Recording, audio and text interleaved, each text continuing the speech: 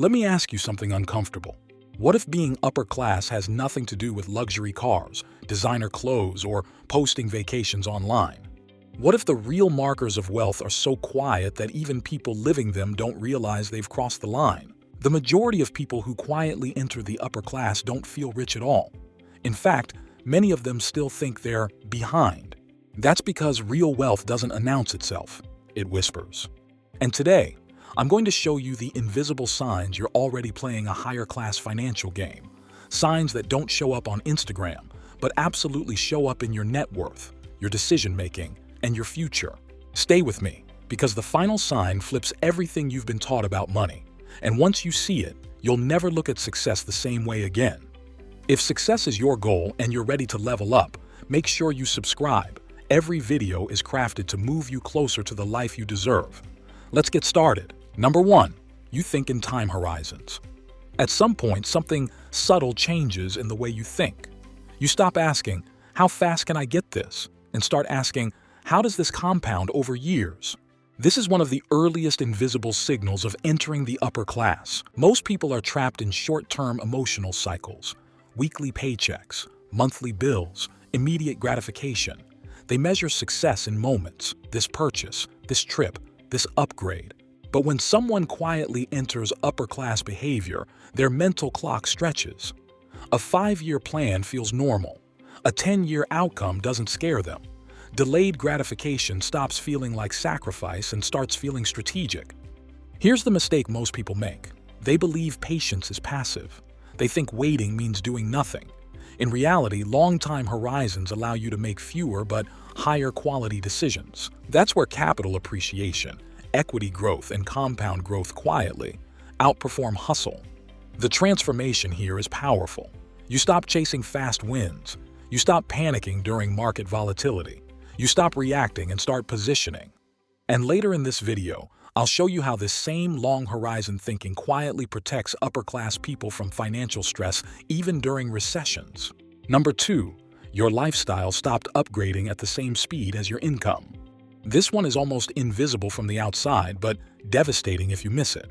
Upper-class behavior often begins the moment income rises, and lifestyle doesn't. Most people fall into the same trap. Higher income equals higher expenses. Better apartment, newer car, more subscriptions, more commitments.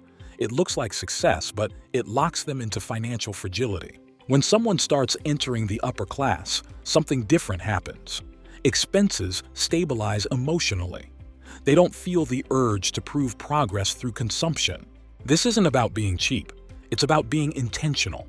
Statistically, households that delay lifestyle inflation for just 5 years after income increases are dramatically more likely to build 7-figure net worths. Not because they earn more, but because they convert surplus into assets. A relatable question at this stage is, why do I feel calmer even though I'm not living bigger? Because financial calm comes from optionality, not upgrades. The transformation is subtle but profound. Bills stop controlling your mood. Spending decisions feel lighter. You don't feel pressure to keep up because you're quietly pulling ahead. Number 3, you've started optimizing for risk management, not just returns. People talk about money in terms of upside. Upper-class thinking quietly shifts toward downside protection. This is a massive psychological upgrade. Instead of asking, how much can I make? You start asking, what could wipe me out, and how do I prevent that? This is why upper-class portfolios look boring on the surface. Index funds, blue-chip stocks, bonds, asset allocation, insurance, emergency liquidity, diversification across income streams. The mistake people make is chasing high returns without understanding fragility. One bad decision, one income shock, one medical emergency, and everything collapses.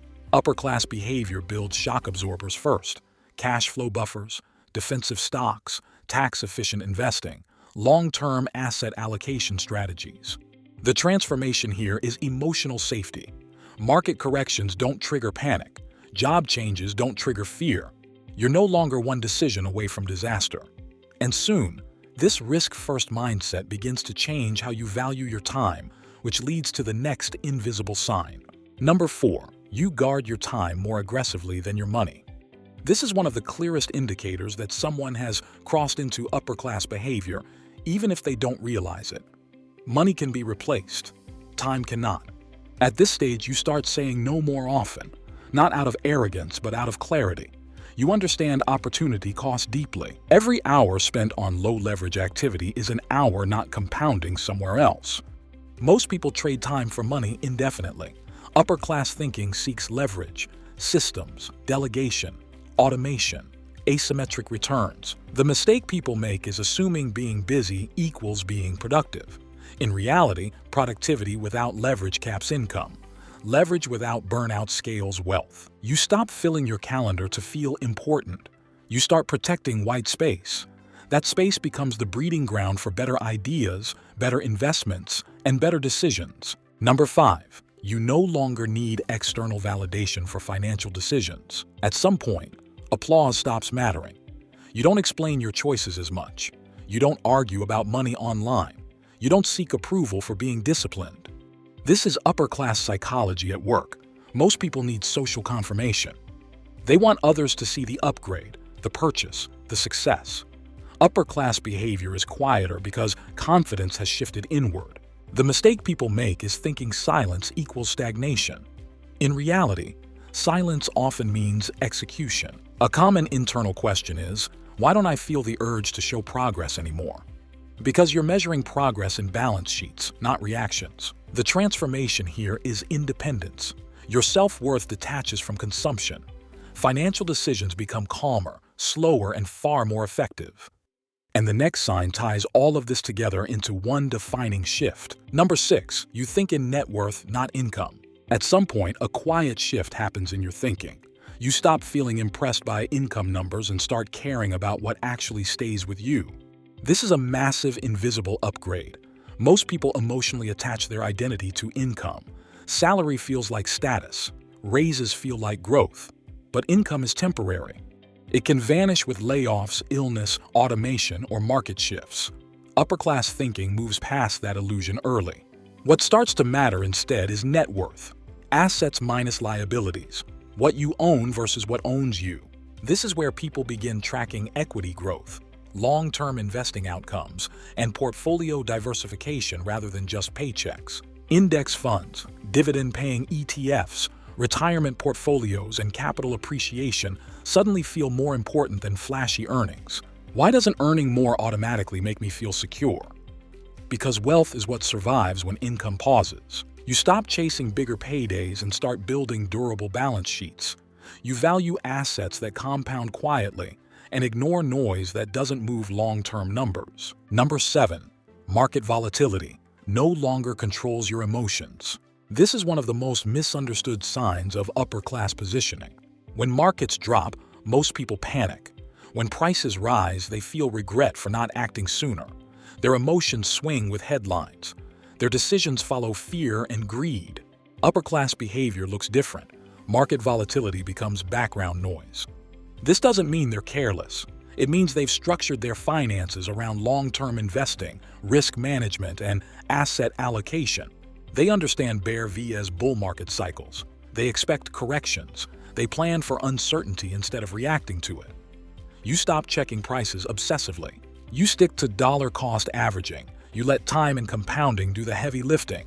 And this emotional stability begins to spill into other areas of life, especially how you think about spending. Number 8.